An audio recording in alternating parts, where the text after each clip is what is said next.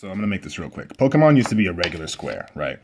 You versus the enemy, you send attacks towards the other end of the square. Then it turned into a 1x2 plane. In Generation 3, what they changed was sometimes, as proof, some attacks can be physical and you don't touch people like Earthquake, but some attacks like Scratch or Crush Claw were poisonous. So if you had a Pokemon with like Poison Point or Cute Charm, your Pokemon made contact with them going to their side of the screen, they'd do their attack, they'd go back, that was their turn. And then 2v2 battles is essentially the same thing, the 2v2 plane. They go to whatever plane they are. My Nidoking hits a Wigglytuff, it gets Cute Charmed, it gets, infatuated, right? Also, on top of this plane, you've got this. So there are 4 planes in a Pokemon battle. There is the neutral plane, there's the float plane, there's the sky plane, and there's the ground plane. So on the neutral plane is where most Pokemon are. Then on the float plane, especially in like Generation 4, or whatever Magnet Rise came up, Levitate, Flying types, and Magnet Rise Pokemon ended up on the float plane. Float plane and neutral plane can attack each other no problem, except with the one exception that ground-based moves like Magnitude and Earthquake and ground moves in general affected the neutral plane only, and Earthquake and Magnitude did double damage to the ground plane, and Thunder did damage to the sky plane up here, which is above the float plane because you can't attack things from the ground plane because you have to use dig and dive and stuff. And the sky plane was like for fly and bounce. The ground plane would take double damage from Earthquake and Magnitude. The sky plane would take double damage from Thunder. It would also stall your turn. Those moves are notoriously known as bad for a lot of reasons in competitive play, but I digress. And that also carried towards double battles. Double battles use the same thing: neutral, float, sky, ground, all the same, but with more dimensions. What I wanted to do was make a better Pokemon game that was still 2v2, but expanded the dimensions a bit to give some Pokemon movability, and, some Pokemon that were big, like Rayquaza or Groudon would take, 2 spots or 4 spots.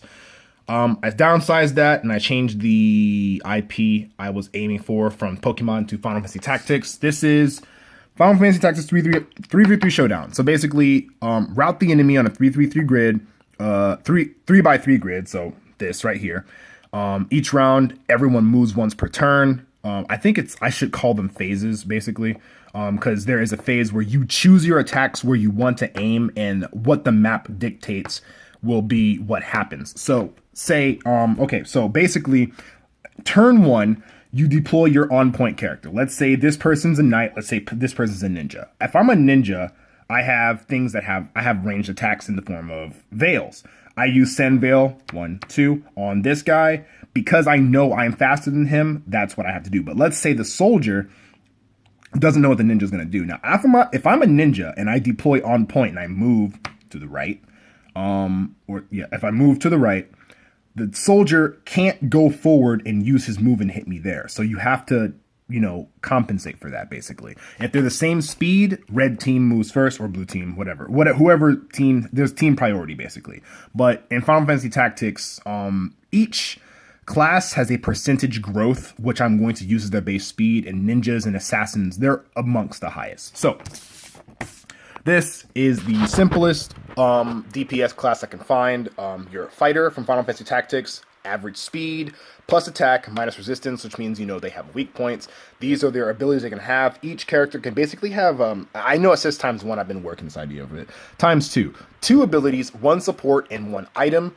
And you might not want to put an item on this guy, because, you might just not be able to. I think I should have a point system, a lot like what they did in Sonic Battle with Emerald or whatever. But let's just go with this. So let's say what you expect from a fighter is he's a DPS class. He hits people.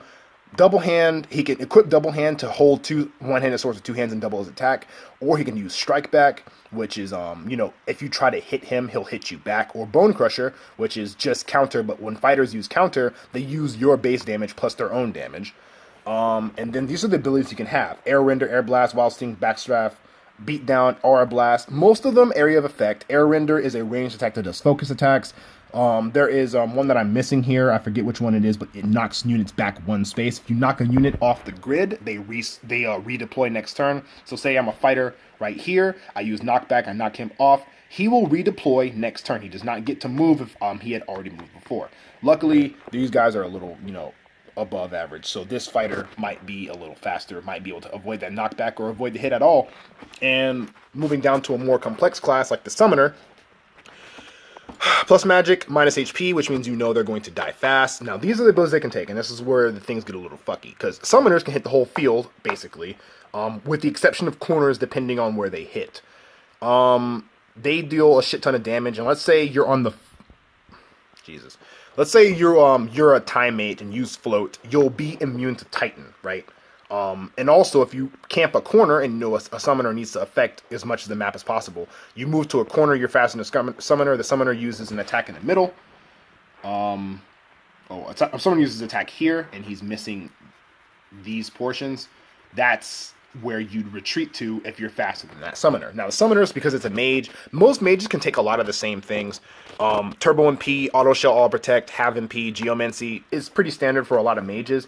But because summoners equip staves, they can also use the Cure Staff, which means if a summoner gets silenced, it can use an equipped Cure Staff summoner ability to heal on attack, which is very important because if a ninja uses Water Veil and silences this guy, he can count for that and whack someone with his Cure Staff. Now, they can also equip items if you don't want to use the Cure Staff. You can absorb. You will notice up here, Geomancy does not absorb holy... not absorb. It doesn't resist holy, dark, or cosmic, like meteorite or whatever.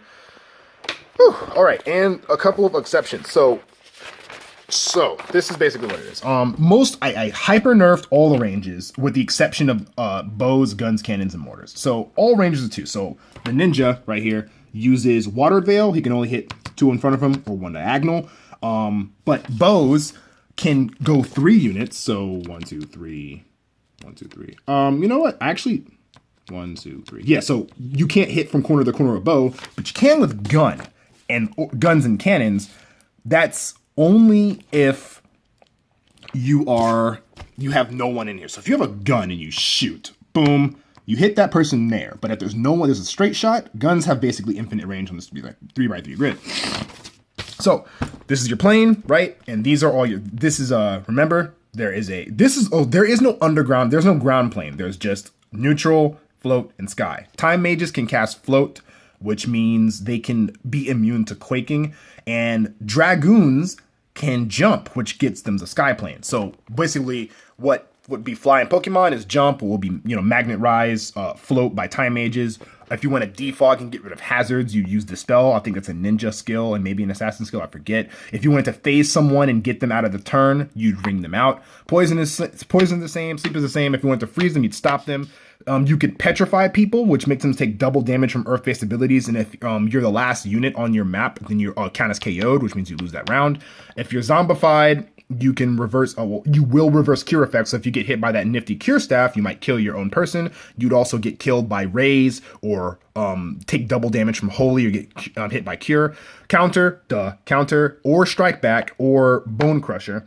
If you wanted to use barrier, which is a notorious spell protecting, I actually changed barrier to where it just protects your side of the map, which would force you to turtle, but it would also make you give up space if you wanted to use it to its full potential. If you steal someone, like from mug or steal, it just disables your item support. So if you get mugged by a soldier or a thief uses steal on you, if you had equip cure staff or equip fire robe or ice robe, you'd lose that item for that round.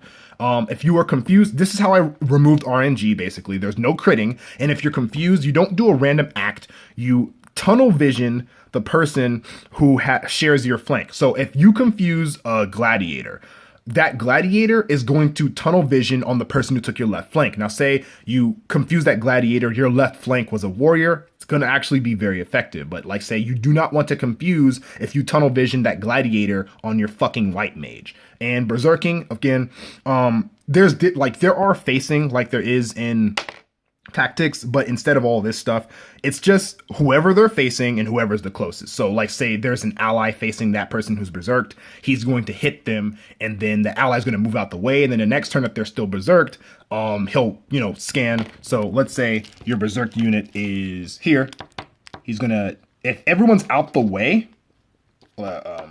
this is his view range. If both of your allies are beside him and he's facing this way, he's not going to hit his allies. He's going to only hit enemies and hit this closest enemy. So that's about it. This took way too long.